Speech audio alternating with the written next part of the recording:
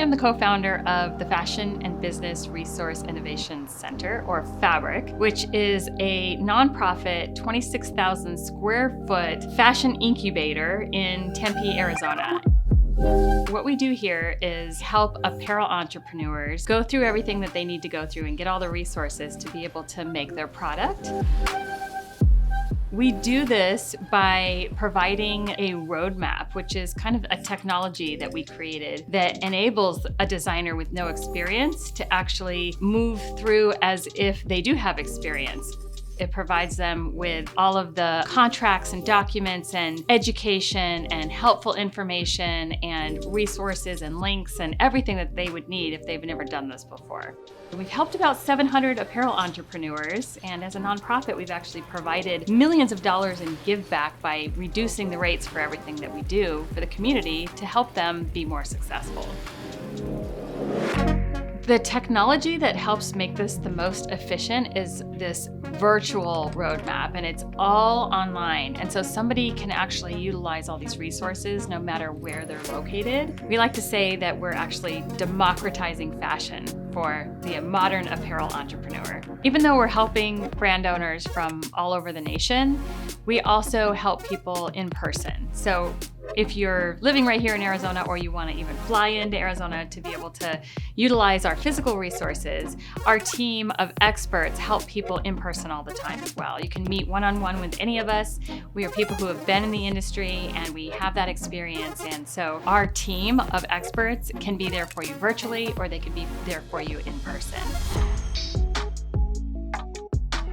For the concept of creating our own collection here at FABRIC, we wanted to create a set of blanks. Sometimes apparel entrepreneurs come to us and they have an idea. Sometimes they come to us and they don't have an idea. They just know they want a clothing brand. They're looking for a place to buy t-shirts and hoodies and screen print a logo on it. That's not really what we normally do here. We help somebody with an idea, get them through developing it and manufacturing it and no minimums, and usually we'll send them someplace else for blanks at a place that does that every day. But we thought, you know what? We should create our own set of blanks. These should be pieces that are unique though. They aren't something like the typical t-shirt or hoodie that you can find someplace else, that apparel entrepreneurs can have a more fashion-forward choice. What could make ours more unique? And I thought, if we can design a set of blanks that are a little bit more fashion forward with the details, but also with the fabric, instead of using a knit, maybe we use a woven. Maybe we use a stretch woven so that it can actually be stretchy enough to act like a knit, so that we don't have to have too many zippers and buttons and all of the details that help you get in and out of the garment normally when you make something out of a woven, which causes it to be more expensive, because we still need to be competitive with the price point here. We wanted to make simple garments that somebody could take and use as their own, that they could actually print their own designs on. These are like blank canvases in a way, and give them options to customize them. These blanks can be lengthened or shortened. They can have sleeves added or removed. They can put their own prints right on them using the Kornit printer, which our partner factory, Arizona Fashion Source, has down the street. So we can provide them with the blanks, and then they can show off their cool, unique designs on those blanks with their own prints and call it their own. Whenever you start designing a collection, you have to tie it all together with some sort of mood or inspiration. The mood for this collection, it just kind of came naturally because of who we are and what we do. The inspiration for this collection is actually called Virago Lorica Segmentata. It means strong women and armor. This place, FABRIC, is run by mostly women, and they're all really strong women. It almost feels like we've been in a war for years since we started this place, because we're trying to accomplish something nobody else has been able to accomplish. We haven't found any place like this around the rest of the country. You can imagine all the blood, sweat, and tears that has gone into this concept, yet we're all still here and we're all still fighting every single day. The concept is armor and the women in battle who wear that armor. And each piece in the collection is named after one of our amazing warrior women here. The collection shapes and silhouettes are kind of inspired by the armor. They have a lot of that like articulated like shell kind of thing going on, and like the roundness and stuff that you see in medieval armor that's sort of repeated throughout the collection. And then for the print part of this, that we wanted to demonstrate that you could take and you can actually print on these blanks, we wanted to do something that represented what we do here at the fashion incubator that we run. We develop clothing, and so we use systems like Gerber to create patterns, and we use technical flats and all of the things in the industry, and we thought, let's use those as our prints. Right on our pieces are the actual markings that would go on a pattern, and grain lines and verbiage that would come right off the Gerber printer, and the stitch lines that you would actually see on the technical flats. Really, we're just trying to communicate, like, this is what we do, and these are the people who do it right here in this building. That was where we got our inspiration for our own collection.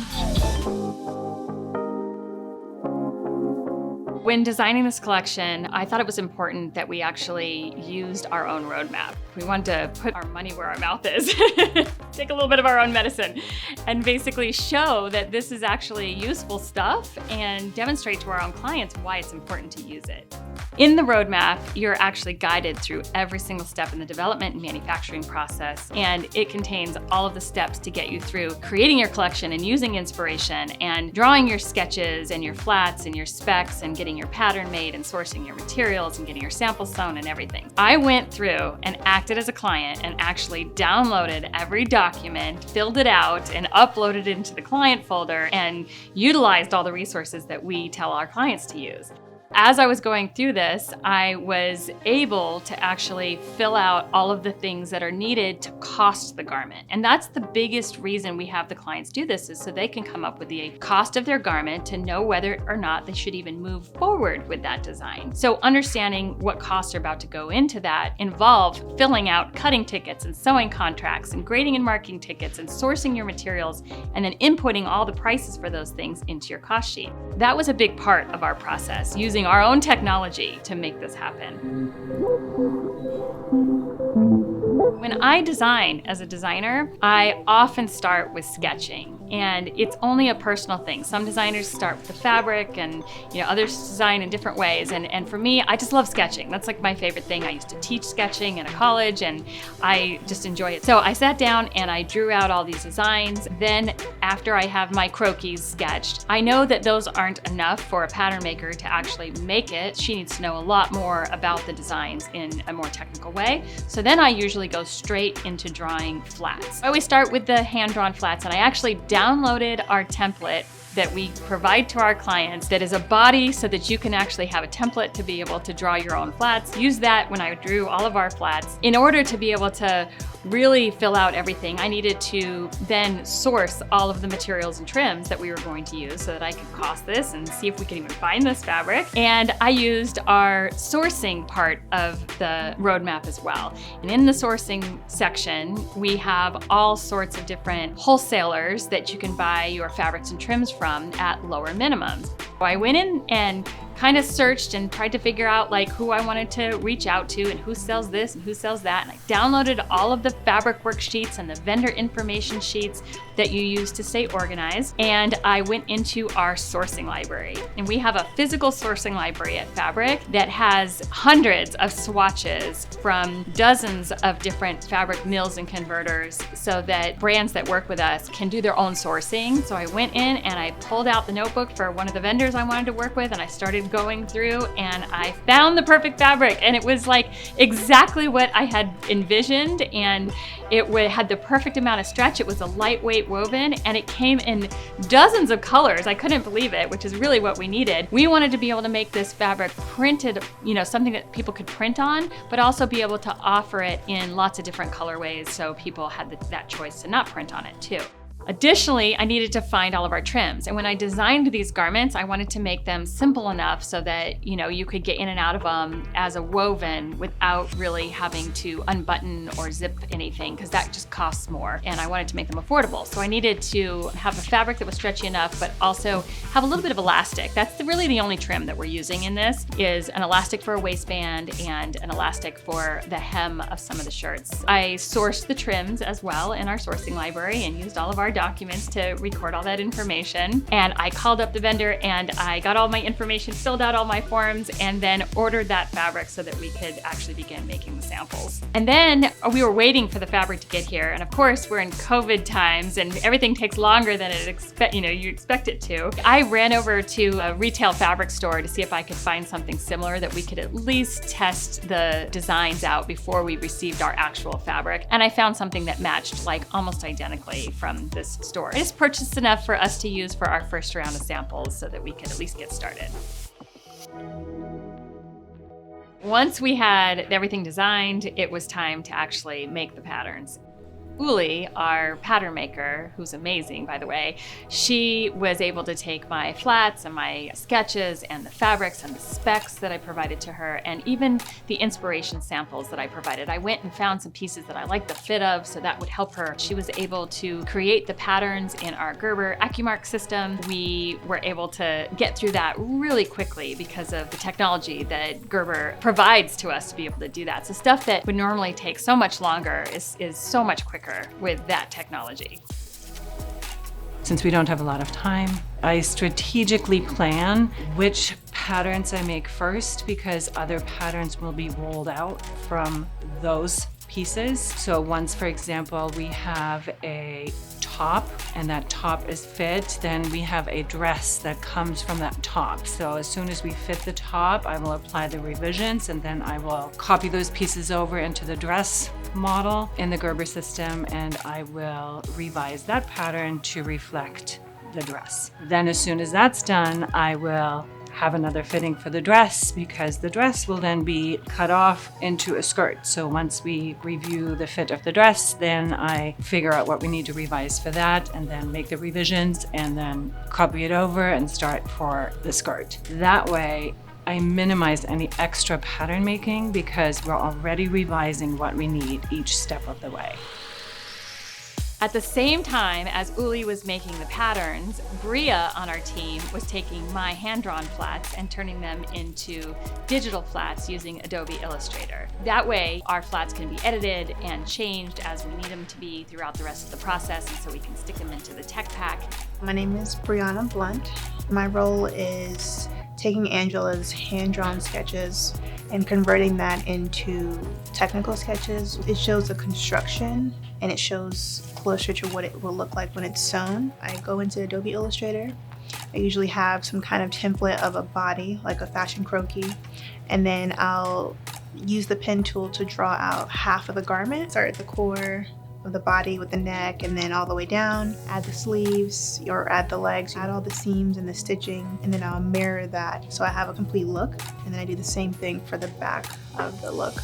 As things are progressing, we're constantly changing those flats to reflect the most updated version, because from my original sketch all the way to the end, there are going to eventually be some changes and those flats need to be, accurate. Once the pattern was made, then it was time to actually sew up the samples. Haley, our sample maker, is incredible, and she sewed up these samples so quickly and so accurately, and they turned out amazing.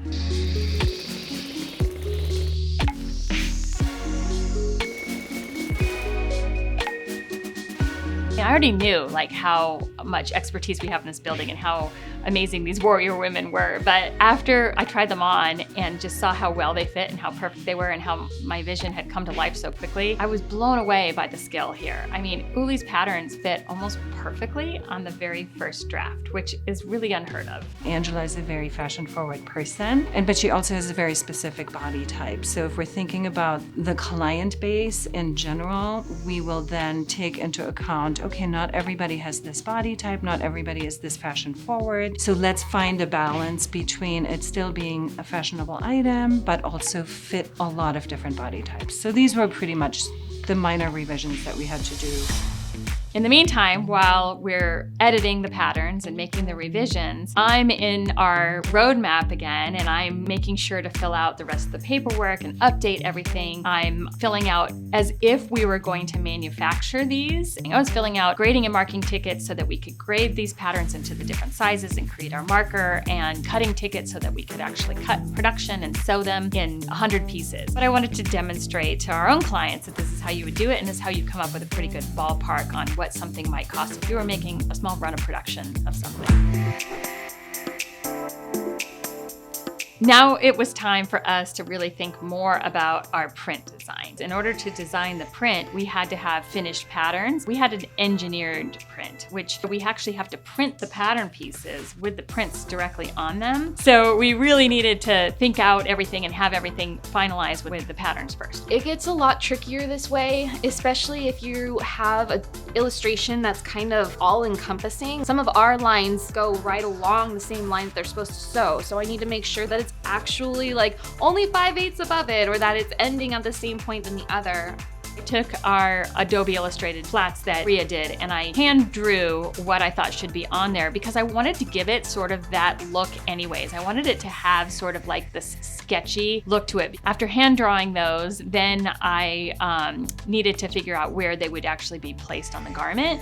And so taking our original first draft of our samples and chalking that out was really helpful, so that Amelia, our textile designer, could actually make sure she's putting these in the right place on the pattern. Amelia went back in and took Adobe Illustrator to draw out what this would look like as a print on these pattern pieces after downloading the pattern pieces from Gerber and kind of fusing the two files together.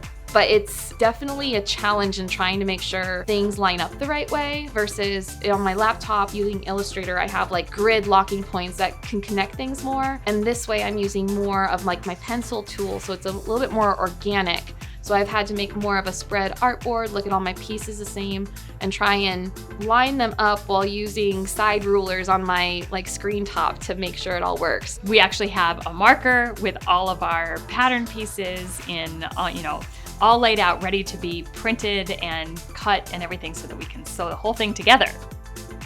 We finally got our fabric that was printed with all of our prints and pattern pieces returned, and now it's time to sew them up.